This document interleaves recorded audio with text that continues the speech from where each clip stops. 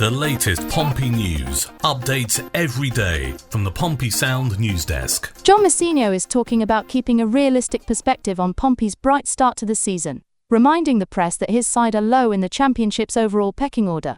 Ultimately, with where we are as a squad and where we are as a football club and the pecking order in the Championship, it's a challenge for us. We will always strive to outperform and we always strive to be better than that, but there is a bit of realism in terms of where we are. It doesn't mean we are going to be negative about our ambitions and where we want to finish, but I think realism is also a very healthy thing to have as well. When you have the situation we were faced with last year, we would have done 100% the same now. In January, we were very short term. We decided to go with 6 loans altogether. We brought in 4 in January and went for a couple of short-term contracts as well. That means you have a lot of replacing to do again in the summer. But the priority was to stay in the league in January and not sign 5 players who were building for the future. That was far more important. That was something we did in the summer, and we have those players to bed in. Out of the players we signed in the summer, we had Adrian Segicic, who was the only one we had for the first day of pre-season. That's always a difficulty as well. Keeping things in perspective, it's so important in football. Very difficult though. It can sometimes be attributed to something called managing expectations. Managing the expectations of your board of directors and your owner, managing the expectations of your CEO, if you're the manager, managing the expectations of your backroom staff, the expectations of your players, all of whom want to start, and you've got nigh on 30 of them, with 25 of them in with a realistic shout of, I want to start, boss. Managing expectations and managing the expectations of the fans as well. And I think, in part, that interview that we've just heard quoted showed John Mousinho just helping fans keep their feet on the ground. And remember that we are this season aiming to make ourselves a solid Championship side.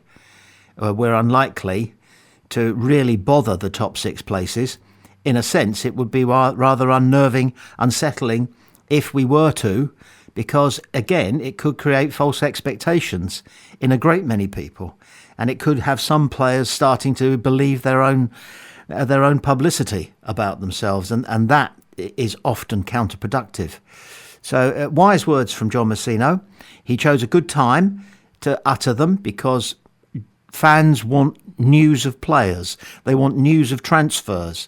They want exciting news. But during an international break, there's nothing much doing, nothing much emanating out of the training ground. So John Mousinho, knowing that journalists are interested in getting material, provides them with something that they probably wouldn't think colourful enough to publish during a normal week with a game on the horizon. But in this particular fortnight, John Mousinho's got an important message out, and it's been picked up by all the excellent, responsible journalists that have a good relationship with Portsmouth Football Club. And we're talking about it, they're talking about it, and they're allowing John Mousinho to get his point across. We mustn't expect too much this season. That's the expectation. John Mousinho is saying how pleased he is with the elevation of Joseph BURSIK to Pompey's first-choice keeper. The absence of Nico Schmidt through injury and the rest given to Ben Killip means the man who was on the fringe of football a few months back is now playing the modern goalkeeping way and making a name for himself. Mousinho said this. I think Joe has been really good. He's played short when we needed to play short, and longer when he recognised Watford were pressing. It's an interesting one because against them they didn't press a huge amount until they went a goal down and were then more aggressive. Then when they were 2-1 up, it was very different. You need players to recognise when to play and when not to play. That starts with Joe, and he did a really good job. That's the reason we wanted to sign him, and the reason we brought him to the football club. When we're looking at goalkeepers and their strengths, first of all, their kicking ability playing out, and that range is really important to us. That probably comes second over being able to save the ball, which can be lost these days in recruitment. There's that ability to command his area too. But that range comes really high in the priority list for us. John Mousinho has spent a lot of the last 48 hours talking to the press about how good he thinks his current number 1 goalkeeper is. And as always with John Mousinho, his words are as much for the benefit of the player he's talking about as the journalists or the readers or viewers of the articles that come out as a result. Because BURSIK will be reading it over and over again. and drinking in the fact that his manager has huge confidence in him. He has some sort of future, not just at Fratton Park, but in the game. I remember he was sort of slip-sliding around a little bit career-wise before he got onto our radar. And I think an awful lot of Pompey fans, and I confess I might have been one of them, thought that he was kind of a fourth choice, almost brought in to provide the training facilities that Messino has talked about wanting. Having 4 goalkeepers on the training ground means that they can have 2 authentic 7-a-side games. But BURSIK turns out to be far more than that. And he ticks the 2 big boxes. He stops the shots, stroke catches the ball. That's number 1. Still priority. Come back to that in just a second. But the other thing he does is play the ball outright.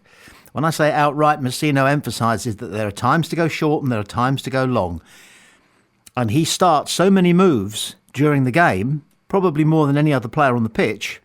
And now he is having to think tactically. When he's got the ball at his feet and he's on the edge of his area, he's starting to think tactically. Maybe he has all his career. Maybe playing football whilst wearing the goalkeeper's jersey is something that came naturally to him, and he's been doing it ever since he got into the professional game. We'll never know. We'll have to ask him.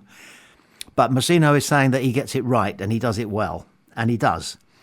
And we're going to need him because Schmidt is going to be out for a good few weeks. I'm not going to say months. And that's a huge blow. And we must never forget to somehow, calmly, show our disgratitude to Southampton, who were responsible for 2 of our players having to come off in that game, and one of them, one of our key players, being out of the game for months. So thank you very much. John Messino was making a note to self, it occurred to me, when he said that we must remember that goalkeepers are still first and foremost goalkeepers, and their job is actually to use their hands to stop the ball going in the goal and to catch the ball when it's coming over before it gets onto somebody's head that you don't want it to. That is still the main task of the goalkeeper. But playing football now is chasing it along and is in second place and is closing. And the day will dawn when goalkeepers are out there on the pitch. I mean, one of the other 10 outfield players breaking ranks and going through past their back 4 and playing football.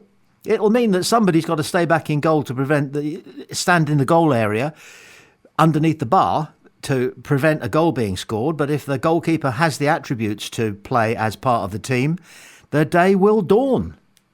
Be quite exciting, actually, wouldn't it?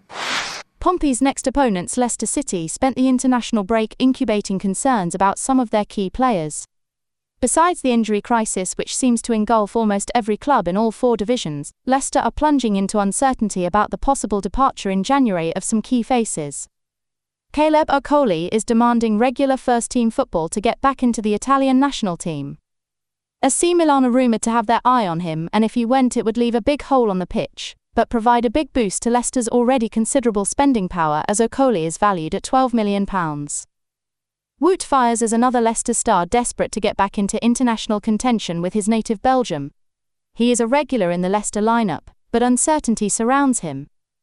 Lazio expressed interest in the summer, but Fires is on a long-term deal and has a good partnership with Yannick Vestergaard, the Leicester boss. Bouba Soumaire is out of contract for Leicester in the summer, and he can then leave for free, but since his valuation is as much as £10 million, Leicester might try to offload him on the transfer market, although it would be strange for a club to pay a fortune for a player they can have for free a few months later.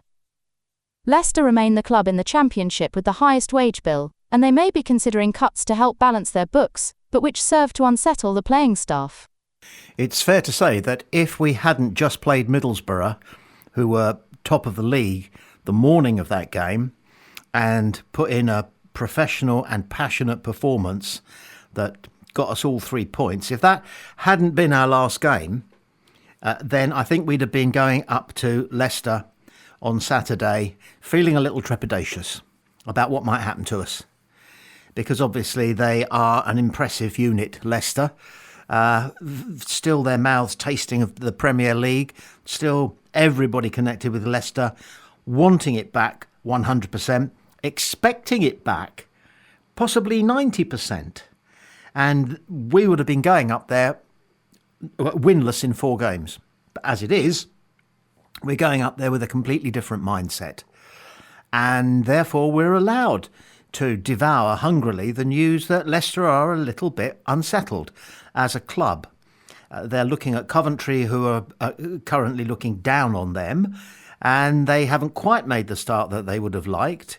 The vast quantities of money still burning a hole in their pockets, and it looks as though they may have even more money that they're presumably going to want to spend on players if some of those players who are unsettled at Leicester manage to leave in January. So an unsettled, possibly, Leicester side that we're heading towards on Saturday night. It's going to be a long day Saturday, isn't it? Enduring the wait until 7:45 for a Saturday game of football. Never thought it would come to this. Don't like it, but you've got to live with it. After all, it'll be on the telly for those of us who can't make it. So there's that plus to consider. Whether it affects the result, playing a game at an unusual time of day, the statisticians are still out on that one, but we'll get some numbers coming through soon. These new schedules, these timetabling games all over the place is only just beginning to bed in. And so the actual impact on results and performances has yet to be verified, but it will.